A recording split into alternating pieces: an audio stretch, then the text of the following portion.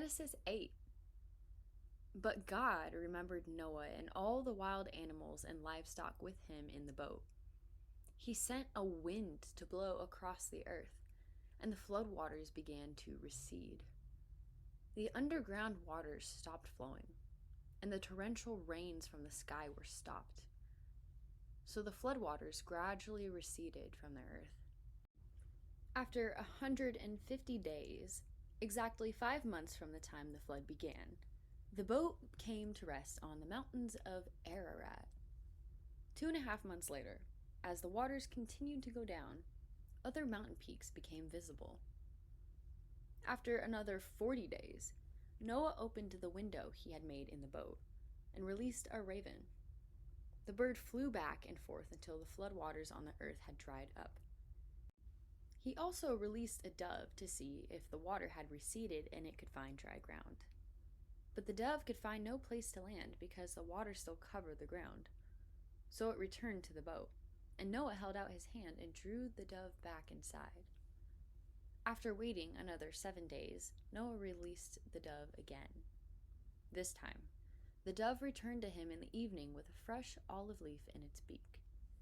Then Noah knew that the floodwaters were almost gone. He waited another 7 days and then released the dove again. This time, it did not come back.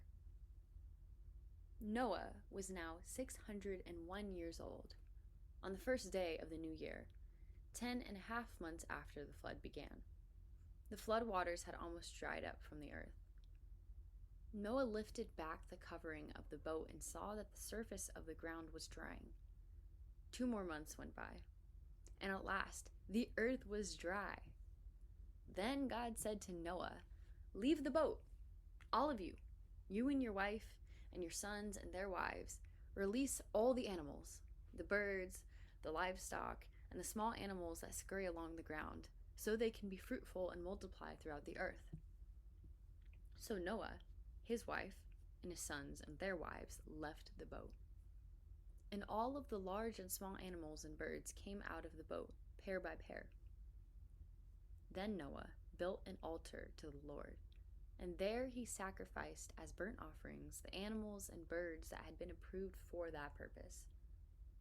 And the Lord was pleased with the aroma of the sacrifice and said to himself, "I will never again curse the ground because of the human race, even though everything they think or imagine is bent toward evil from childhood. I will never again destroy all living things. As long as the earth remains, there will be planting and harvest, cold and heat, summer and winter, day and night."